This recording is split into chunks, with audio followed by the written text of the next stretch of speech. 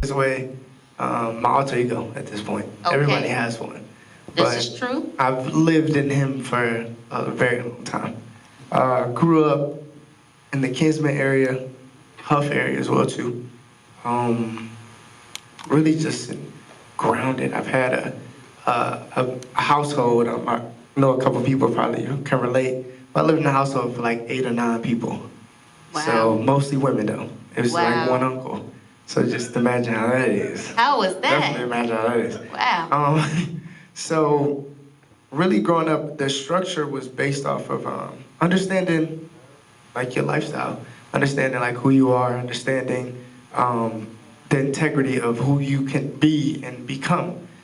Really just, I would say, one of the cool things that I actually heard him say was I was kind of like built off of love for real. Like I grew up off of love, meaning that structure of having family members and so many people in the household is just based off of, it was so many different people that love me different ways. So that's like how I became so versed, and I can go into different rooms and different crowds and adjust and be perfectly fine. Like a lot of people get nervous, but you know. But cool. you just cool. Robert Yeah, just thanks. cool, y'all. All right, so that's okay. You grew up in a household full of women. That obviously shaped you to the person that into the man that you are today. That's an awesome thing. Who in your household was into business? Who got you into your entrepreneur mindset and wanting to have your own? So let's put it this way. I grew up in, let's put it the 90s area. So there was a lot of like hustlers around me that I was paying attention to. So it was a lot of old heads that was just more so big hustlers, like selling CDs out of the trunk, selling T-shirts, and, you know, getting it how you gonna get it. And it's based off of seeing that. And then also, we grew up with that many people, but it was still like a low income. So for me to see it, and then, you know, I was like, cool, I'm about to go try to find some way to sell something at this point. So I go to a store, Chinese store, and I go buy those little fake chains, you know, like, y'all remember those cash money chains that used to come out and like we used to do the foil with our teeth and stuff like that?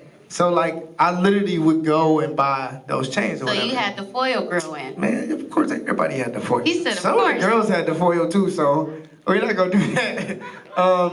But like, I literally would go buy a couple of those, like, you used to get allowance and stuff like that, just to kind of like go to the corner store. But I used to never go to the corner store a lot. I used to go for my grandma, but I keep like the coins, like I give her the dollars of the change, but I keep the coins and save it. And then what I do is I go get some little chains or whatever, and I sell them like to kids like a little bit older than me. Like, oh yeah, I have one on to kind of like show it off. And I'm like, yeah, hey, you know what I'm saying? You could get one. I got one. You can sell. Like, I can, you know what I'm saying? Sell it to you. You want it?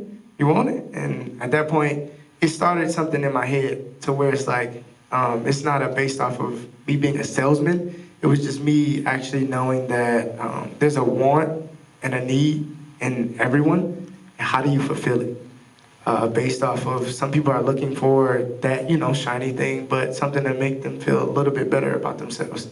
But it's also an empowering thing too, because I just gave you something that enhanced you, that you probably wasn't paying attention to because of whatever, but it was just like, you know, and that was like how I came up with at that point, you know, as a young kid, you get that money, you can go to the store and get candy and chips and don't have to beg for it. It was over with.